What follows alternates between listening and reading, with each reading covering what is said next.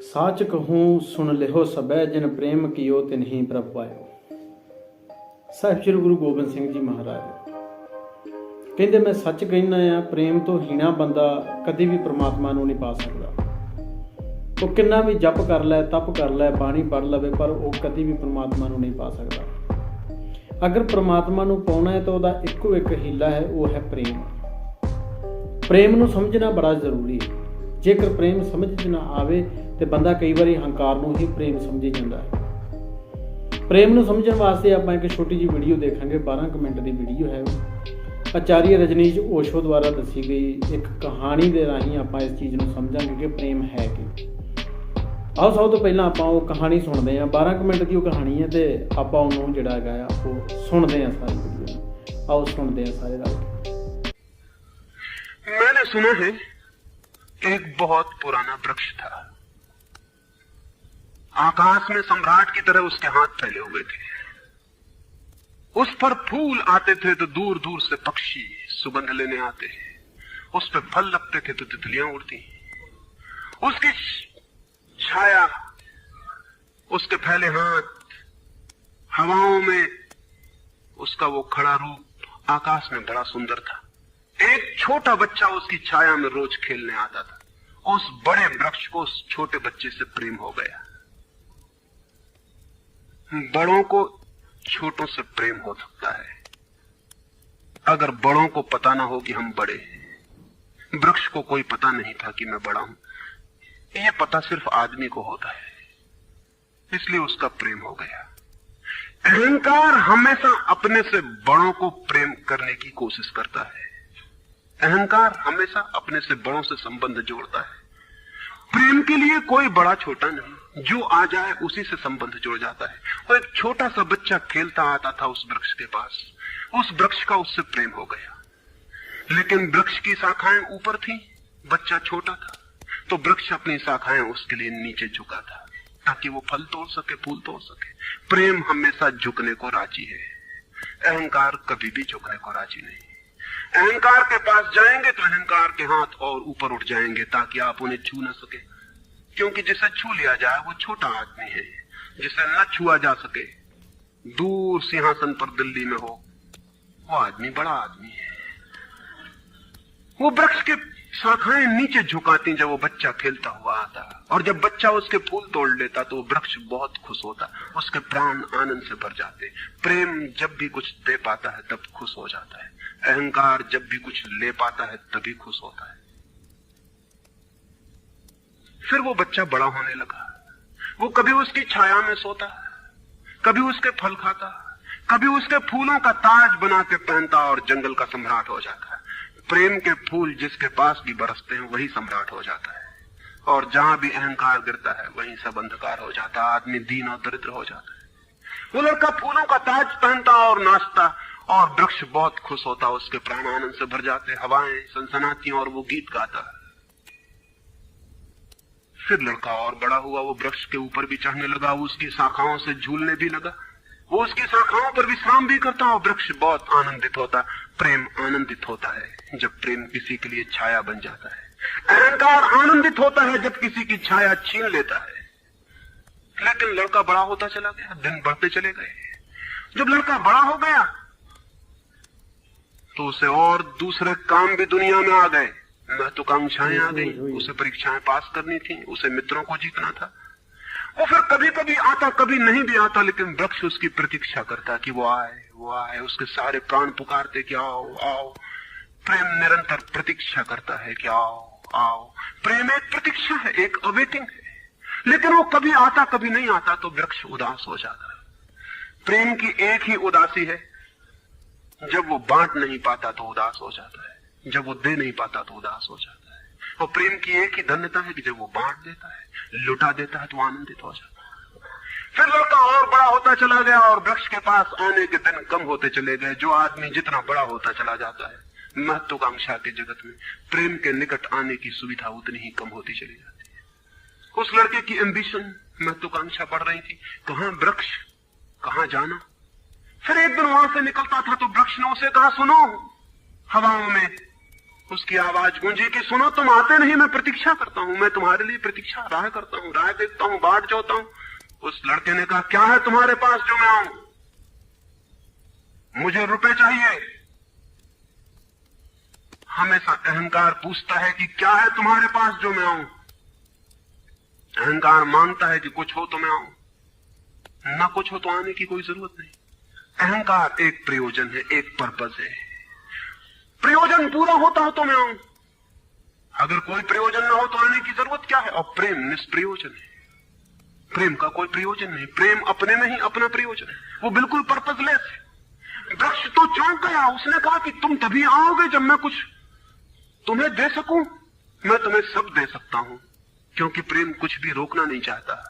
जो रोक ले वो प्रेम नहीं है।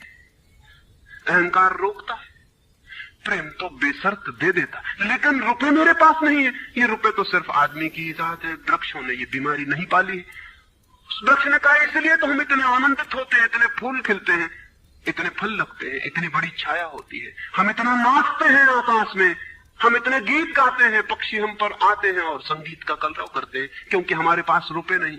जिस दिन हमारे पास भी रुपए हो जाएंगे, हम भी आदमी जैसे दीनहीन मंदिरों में बैठ के सुनेंगे कि शांति कैसे पाई जाए, प्रेम कैसे पाया जाए। नहीं, हमारे पास रुपए नहीं है। तो उसने कहा फिर मैं क्या हूं तुम्हारे पास? जहां रुपए हैं मुझे वहां जाना पड़ेगा, मुझे रुपयों की जरूरत है। अहंकार रुपया मांगता है, क्योंकि रुपया शक्ति है, अहंकार शक्ति मांगता है। उस वृक्ष ने बहुत सोचा, फिर उसे ख्याल आया तो तुम एक काम करो, मेरे सारे फलों को तोड़ के ले जाओ और बेच दो तो शायद रुपए मिल जाए।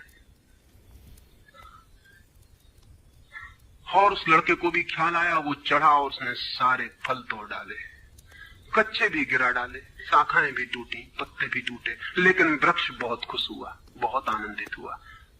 टूट के भी प्रेम आनंदित होता है, अहंकार पाके भी आनंदित नहीं होता, पाके भी दुखी होता है। और वो लड़के ने तो धन्यवाद भी नहीं दिया पीछे लौटकर, लेकिन उस वृक्ष को पता भी नहीं चला, उसे तो धन्यवाद मिल गया इसी में कि उसने उसके प्रेम को स्वीकार किया और उसके फलों को ले गया और बाजार में बेचा। लेकिन फिर वो बहुत दिनों तक नहीं आया। उसके पास रुपए थे और रुपयों से रुपए पैदा करने की वो कोशिश में लग गया था, वो भूल गए। वर्ष बीत गए और वृक्ष उदास है और उसके प्राणों में रस बह रहा है कि वो आए उसका प्रेमी और उसके रस को ले जाए, जैसे किसी माँ के स्तन में दूध भरा हो और उसका बेटा खो गया हो और उसके सारे प्राण तड़प रहे हो कि उसका बेटा कहाँ है, जिसे वो खोजे, जो उसे हल्का कर दे, निर्भर कर दे। ऐसे वो वृक्ष के प्राण पीड़ित होने लगे कि वो आए आए आए, उसकी सारी आवाज यही गूंजने लगी कि आओ। बहुत दिनों बाद वो आया, वो लड़का तो प्रौढ़ हो गया था। वृक्ष ने उससे कहा कि आओ मेरे पास, मेरे आलिंगन में आओ। उसने कहा छोड़ो ये बकवास, ये बचपन की बातें हैं। अहंकार प्रेम को पागलपन समझता है, बचपन की बातें समझता है। उस वृक्ष ने कहा आओ मेरी डालियों से झूलो, नाचो। उसने कहा छोड़ो ये फिजूल की बातें, मुझे एक मकान बनाना है, मकान दे सकते हो तुम? वृक्ष ने कहा मकान? हम तो बिना मकान के ही रहते हैं, मकान में तो सिर्फ आदमी रहता है। दुनिया में और कोई मकान में नहीं रहता, सिर्फ आदमी रहता है। सो देखते हो आदमी की हालत, मकान में रहने वाले आदमी की हालत। उसके मकान जितने बड़े होते जाते हैं, आदमी उतना छोटा होता चला। हम तो बिना मकान के रहते हैं। लेकिन एक बात हो सकती है कि तुम मेरी शाखाओं को काट के ले जाओ तो शायद तुम मकान बना लो। और वो प्रौढ़ कुल्हाड़ी लेकर आ गया और उसने उस वृक्ष की शाखाएं काट डाली। वृक्ष एक ठूंठ रह गया नंगा, लेकिन वृक्ष बहुत आनंदित था। प्रेम सदा आनंदित है, चाहे उसके अंग भी कट जाएं, लेकिन कोई ले जाए, कोई ले जाए, कोई बांट ले, कोई सम्मिलित हो जाए, साझीदार हो जाए। और उस लड़के ने तो पीछे लौट के भी नहीं देखा, उसने मकान बना लिया। और वक्त गुजरता गया, वो ठूंठ रहा देखता, वो चिल्लाना चाहता, लेकिन अब उसके पास पत्ते भी नहीं थे, शाखाएं भी नहीं थी, हवाएं आती और वो बोल भी ना पाता, बुला भी ना पाता। लेकिन उसके प्राणों में तो एक ही गूंज थी कि आओ आओ।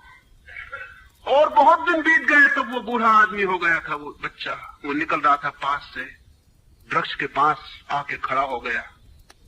तो वृक्ष ने पूछा क्या कर सकता हूं और मैं तुम्हारे लिए, तुम बहुत दिनों बाद आए। उसने कहा तुम क्या कर सकोगे? मुझे दूर देश जाना है धन कमाने के लिए, मुझे एक नाव की जरूरत है। तो उसने कहा तुम मुझे और काट लो तो मेरी इस पीड़ से नाव बन जाएगी और मैं बहुत धन्य होऊंगा कि मैं तुम्हारी नाव बन सकूं और तुम्हें दूर देश ले जा सकूं। लेकिन तुम जल्दी लौट आना और सकुशल लौट आना, मैं तुम्हारी प्रतीक्षा करूंगा। और उसने आरे से उस वृक्ष को काट डाला। तब वो एक छोटा सा ठूंठ रह गया और वो दूर यात्रा पर निकल गया। और वो ठूठ भी प्रतीक्षा करता रहा कि वो आए आए, लेकिन अब उसके पास कुछ भी नहीं देने को, शायद वो नहीं आएगा, क्योंकि अहंकार वहीं आता है जहां कुछ पाने को है। अहंकार वहां नहीं जाता जहां कुछ पाने को नहीं।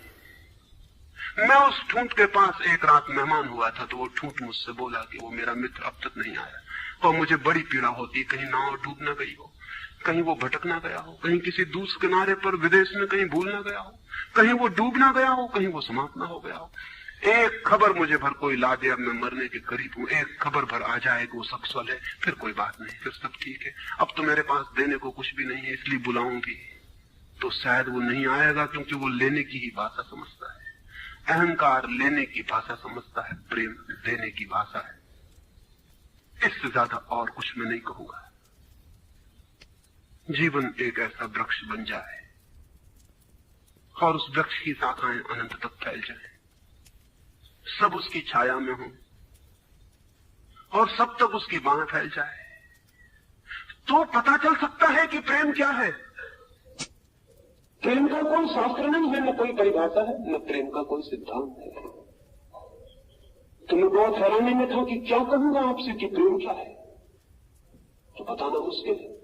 आके बैठ सकता हूं, अगर मेरी आंखों में दिखाई पड़ जाए तो दिखाई पड़ सकता है, अगर मेरे हाथों में दिखाई पड़ जाए तो दिखाई पड़ सकता है। मैं कह सकता हूं यह है प्रेम, लेकिन प्रेम क्या है?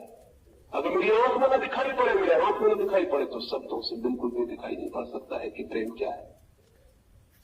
मेरी बातों को इतने प्रेम और शांति से सुना, उससे बहुत बहुत अनुग्रहित हूं, और अंत में सबके भीतर बैठे परमात्मा को प्रणाम करता हूं। मेरे प्रणाम से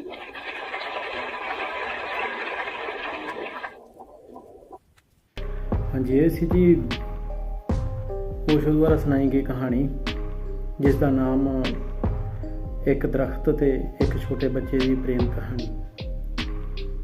इस कहानी राही उन्हें प्रेम बारे पूर्ण समझा दिता है बंदे नूं। जे हले भी समझ ना आवे तो फिर बहुत माड़ी गल है। मिलते हैं एक नवीं एक होर वीडियो के नाल। तद तक दे लई सारिआं नूं सत श्री अकाल।